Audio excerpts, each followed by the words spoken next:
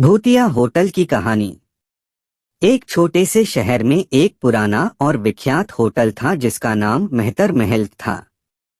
यह होटल शहरीय क्षेत्र से थोड़ा दूर शांत जंगल के पास स्थित था और अपने समय का सबसे आलीशान होटल हुआ करता था। इसकी वास्तुशैली, अंदर की सजावट और वहां की सेवाएं यहां आने वाले हर व्यक्ति को मंत्रमुग्ध कर देती थीं। परंतु सालों पहले एक बुरी घटना ने इस होटल को भूथा बना दिया। लोग कहते थे कि इस होटल में एक परिवार की आत्माएं भटकती हैं, जिन्होंने यहीं अपनी जान गंवाई थी। रात के समय होटल की ओर देखते ही लोगों के रोंगटे खड़े हो जाते थे। होटल के चारों ओर कटीफती पेड़ों की छाया और होटल की टूटी फूटी खिड़कियों से छनकर आती अंधियारी रोशनी ने पूरे परिवेश को और भी डरावना बना दिया था। लोग मानते थे कि उस बुरी रात के बाद से ही वहां की आत्माओं का भटकना शुरू हुआ था। इस भयावहता के कारण शहर के लोग होटल से दूर रहते थे और किसी की भी हिम्मत नहीं होती थी कि वे वहां जाएं। लेकिन एक समय ऐसा आया जब शहर के कुछ युवा उत्साही इस रहस्य को सुलझाने का निर्णय लिया। उनके मंडल का नेता था रवि, एक साहसी और होशियार युवक जिसे डर का मतलब नहीं पता था। रवि ने अपने 3 दोस्तों रोहन, सीमा और आरती के साथ इस भूथा होटल का दौरा करने का फैसला किया। उन्होंने तय किया कि वे उन घटनाओं की सच्चाई जानने के लिए होटल में एक रात बिताएंगे। जैसे ही वे होटल पहुंचे, अंधेरा छा रहा था और हवाओं का शोर सुनाई दे रहा था। होटल के बाहर का माहौल ही डराने वाला था, लेकिन रवि और उसके दोस्तों ने अपनी हिम्मत रखी और होटल के अंदर चले गए। होटल के अंदर का वातावरण बेहद रहस्यमय और भयानक था। दीवारों पर धूल जमी हुई थी, फर्श हर कदम पर झंझनाट कर रहा था और हर कोने से रहस्यमय आवाजें सुनाई दे रही थीं।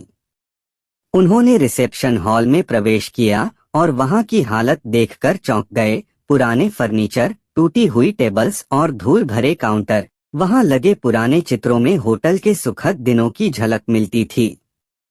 अचानक रवि को महसूस हुआ जैसे कोई उन्हें देख रहा हो। उसने अपने दोस्तों को शांत रहने के लिए कहा और मुख्य हॉल में आगे बढ़ने का सुझाव दिया।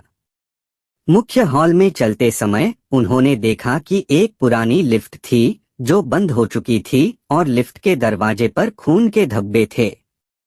दीवारों पर लगे चित्रों में होटल के स्वर्णिम दिनों की यादें ताजा हो रही थीं, जब यह जगह जीवन और हंसी खुशी से भरपूर थी। लेकिन अब यह केवल भूतों की कहानियों और डरावनी घटनाओं का केंद्र बन चुका था। अचानक से किसी ने एक ठंडी हवा का झटका महसूस किया और उन्हें एक परछाई दिखी। यह भूत की परछाई थी। भूत की आवाज में डरावनी ध्वनियां थीं, तुम लोग यहाँ क्यों आए हो? यह स्थान शापित है, रवि ने हिम्मत से कहा। हम यहाँ सच्चाई जानने और तुम्हारी आत्माओं को शांति दिलाने आए हैं। तुम कौन हो और तुम्हारी आत्माओं को शांति क्यों नहीं मिल रही?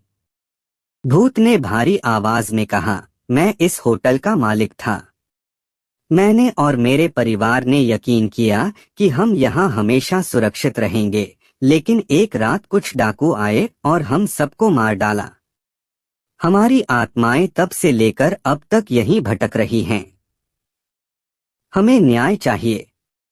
रवि ने वादा किया कि वह इस घटना का पर्दाफाश करेगा और उनको न्याय दिलाएगा। अगले दिन उन चारों दोस्तों ने शहर के लोगों को पूरी सच्चाई बताई और पुलिस को सबूत दिए। पुलिस ने जांच की और डाकुओं को गिरफ्तार कर लिया। जांच के दौरान उन्हें कई रहस्यमय तथ्य और सबूत मिले जिससे डाकुओं को सजा दिलाने में मदद मिली। पुलिस ने पुराने कागजात, खून के धब्बों और छुपे हुए गवाहों की तलाश की। पुलिस की जांच के बाद डाकुओं को पैसों के लालच में इन मासूम लोगों की हत्या करने का दोषी पाया गया।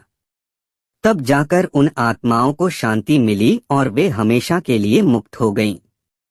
अब मेहतर महल होटल फिर से खोल दिया गया और वहां कोई भी भूतिया घटना नहीं होती। होटल की पुरानी शान धीरे धीरे लौट आई और लोग फिर से वहां आने लगे। रवि और उसके दोस्तों की बहादुरी की हर जगह सराहना हुई और शहर के लोग अब इस होटल को देखकर डरते नहीं थे। रवि, रोहन, सीमा और आरती की यह कहानी साहस और सच्चाई के प्रति उनकी दृढ़ता के रूप में शहर में प्रसिद्ध हो गई। मेहतर महल अब न केवल एक आलीशान होटल था, बल्कि एक ऐतिहासिक स्थल भी बन गया जहां लोग इस होटल की भूतिया कहानियों को सुनते और रवि और उसके दोस्तों की बहादुरी को सराहते। उन चारों दोस्तों का ऐसा मानना था कि उन्होंने न केवल एक रहस्य सुलझाया, बल्कि एक परिवार को न्याय दिलाकर उनके आत्माओं को हमेशा के लिए मुक्त कर दिया।